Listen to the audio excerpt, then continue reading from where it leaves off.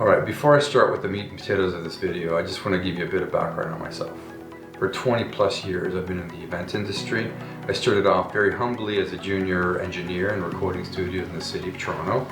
And then I moved from that into theater and cruise ships. And when I came back into the city, I started doing corporate audiovisual as a junior tech and worked my way up to lead audio, and then technical director, project manager, and then to producing my own events. And over the years, I've had these discussions about what is of the most utility for a junior technician. And so that's the point of this video, is to share some of my thoughts on that, and hopefully people will find some use. And if you do find use in it, then please like and share and comment. That would be greatly appreciated.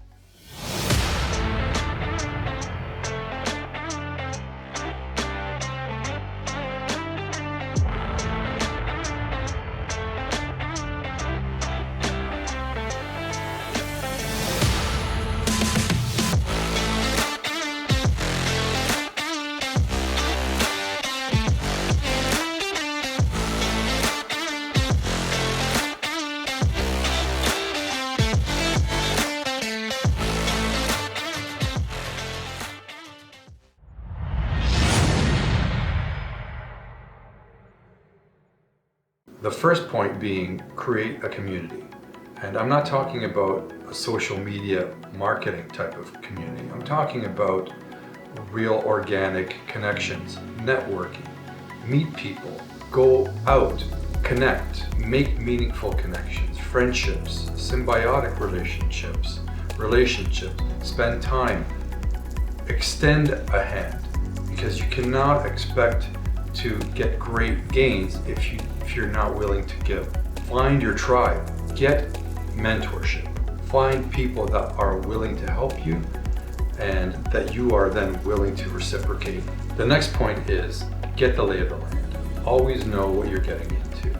Obviously, if it's a festival situation versus a corporate environment situation, you have to prepare accordingly, and you have to look a certain way if you're in the corporate sphere versus a festival. The road-beaten roadie in the festival environment works, not so much in the corporate space.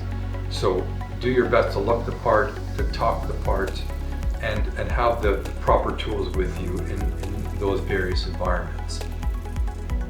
It's advisable, especially as a junior, that you cover certain basic functions. You've got to be able to roll up cable, you have to be able to tape cable, you have to be able to not be smelly and not be salty, right? Because people want to see that when they hire you, that they can expect certain basic functions to be fulfilled. Be on time. If you are dead on time, then you're late. People want to know that you're going to be dependable. The next point is to find your unique value proposition. So let's say you're a junior technician, you're freelancing, you've got a handful of clients, you're fulfilling your duties, you're building relationships, you're doing all the right things. You're getting favorable feedback, generally speaking, and people are beginning to see that you do have some technical prowess. This is where it gets murky, because generalists versus specialists. In my humble opinion, it's better to be a specialist than a generalist.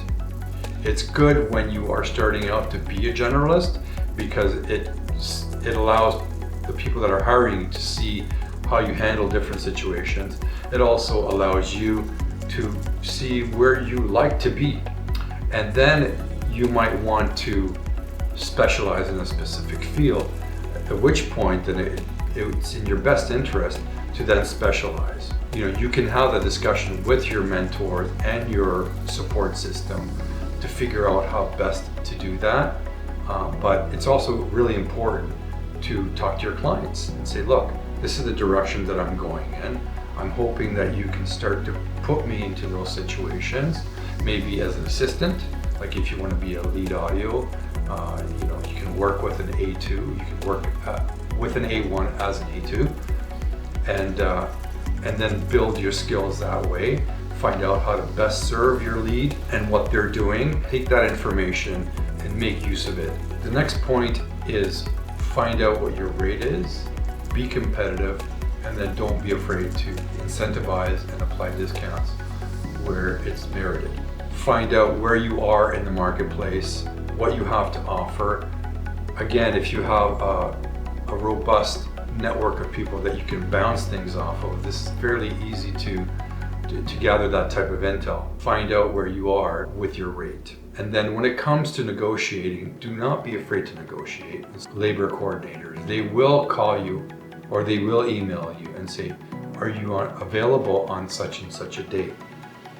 And I have gotten these over the years, and I learned quickly that when that comes across, that you never say yes, even if you are available. What you need to do is ask them, can you tell me what the gig is, where it is, what the scope of the work is, what you intend on paying me, how long is going to take you to pay me? These are the types of questions you need to be asking.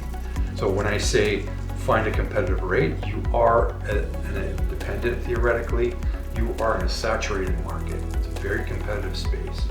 There's a lot of people that are coming up that are looking to get into the event industry, and the newer they are, the cheaper they are, and this is how it works.